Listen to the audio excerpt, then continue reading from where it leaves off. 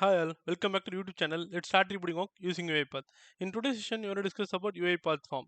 So basically, you'll be wondering, right? So what actually is this UiPath forms? How it can be utilized, right? So this UiPath form will work as an intermediate layer between the customer and us. So when I say works on an intermediate layer, so it can be used in an agent automation or it can be integrated with the chatbot platform like Code.a, Lo.a or Druid. So this UiPath form will gonna play a vital role in collecting the information from the customer and pass it back to the automation process. So let's take a live example over here. So if you want to collect the information in terms of a customer profile updation, so there is various steps behind that, right? And various screen navigation should be over there. So for an example, if an agent gonna call the customer and collect all the information, and you're gonna navigate to the different pages of the application and gonna populate all the new information. When we're gonna integrate in the chatbot also, so you're gonna collect all the information from the chatbot prospectus and gonna push back to the agent, where the agent once again go to the various screens of an application and populate all the information, right?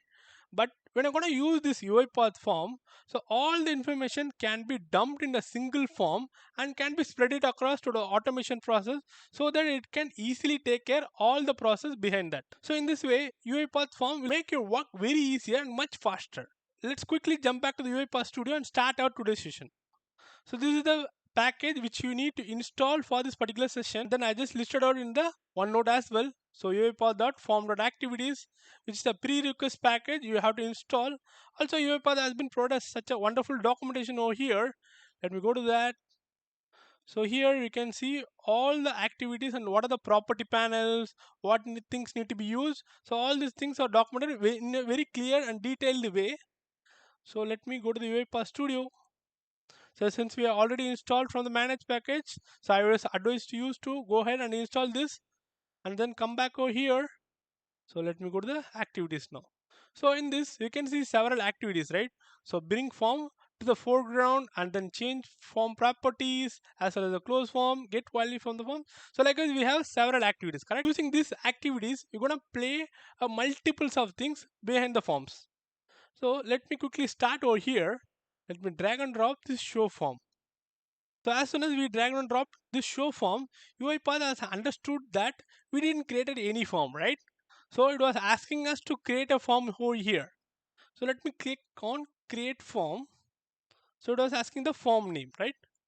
So let me name it as bank customer info and then click on create. So once I clicked on create, so it is opening a new window. So in this, instead of activities, I can see something called as component. So where I can have several particular components over here, where I just need to drag and drop and customize the form up to me. So how I gonna utilize this and how I gonna showcase to the customer. So let's take the example which is just listed over here.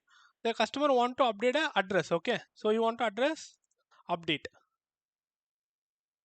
So for address update, you gonna want to provide a primary thing as the SSN number and then phone number.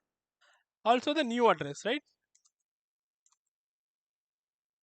So these are three things which needed and the name and then other things. So it's kind of an optional way. Okay.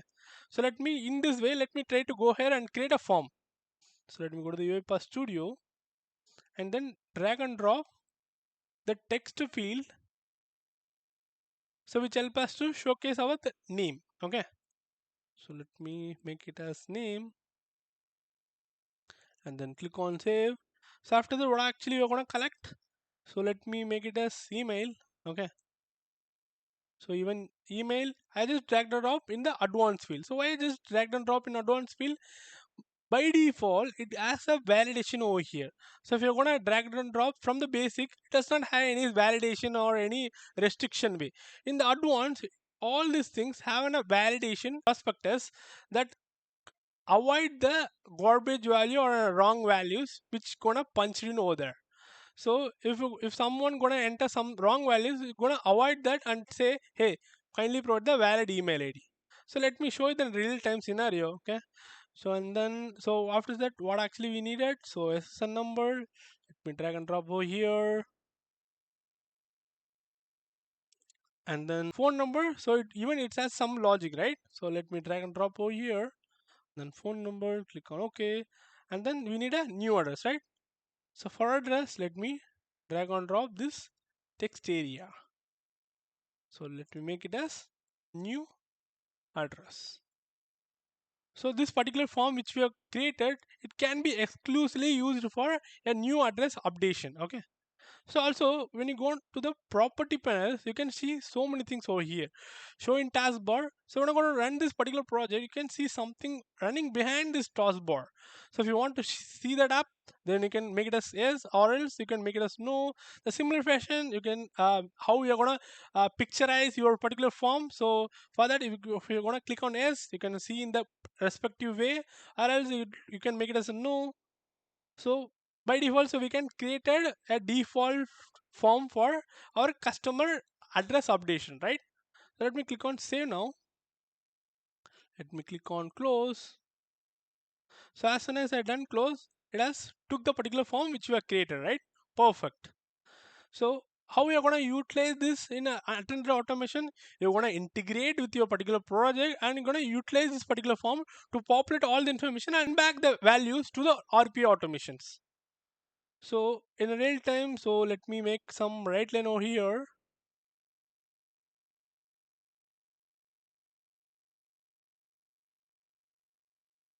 Form created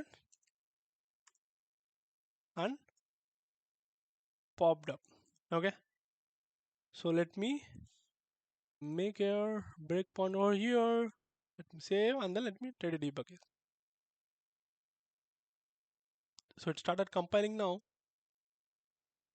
So as I said, you can see some kind of an icon is popped up here, right? Cool. So the particular form name is bank customer info. So we have made some typo over here. So let's ignore that. So you have to provide your name of the particular customer and then email ID. So we're going to left like this. So it said email must be a valid email. So let me make it as a valid now. Gmail.com. Perfect. And then SSN number. So we're going to provide over here and then phone number. So let me make over here 67. Perfect. And the new address you're going to populate over here. What actually the new address? So once you have provided all the information, you're going to click on submit. So once you submitted, so the information will be stored in the queue and it will be posted to the next particular automation process. So in this way, you can make your work very easy and much faster. Also, as I said, so we have several activities. So in the forms, like we can be able to set the values to form and we can change the properties. So all the things we can see on our next videos. I hope you like this session. Thanks for watching. Happy learning. Have a good day.